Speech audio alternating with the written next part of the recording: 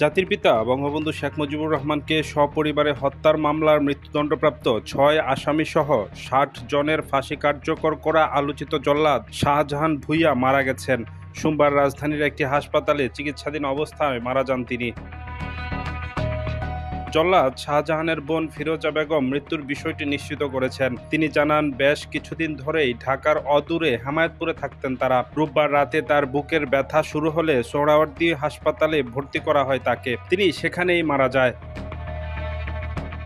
এর আগে ১৯৯১ সালে আটক হওয়ার আগে ও পরে শাহজাহানের নামে সর্বমোট ৩৬টি মামলা হয়। এর মধ্যে একটি অস্ত্র মামলা, একটি ডাকাতি মামলা এবং বাকি ৩৪টি হত্যা মামলা। বিচারিক কাজে দেরি হওয়ার কারণে সাজা ছাড়াই তিনি ১৯৯১ থেকে ১৯৯৫ সাল পর্যন্ত ৪ বছর হাজতে হিসেবে কারাগারে থাকেন।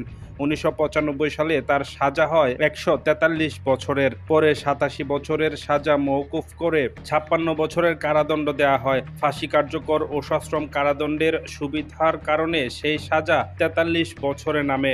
দুটি মামলায় ৫,০০০ টাকা করে ১০,০০০ টাকা জরিমানা অনাদায়ে ৬ মাস করে অতিরিক্ত ১ বছর জেল খেটে ৩২ বছর পর মুক্ত আকাশে বের হয়েছিলেন জল্লাদ শাহজাহান।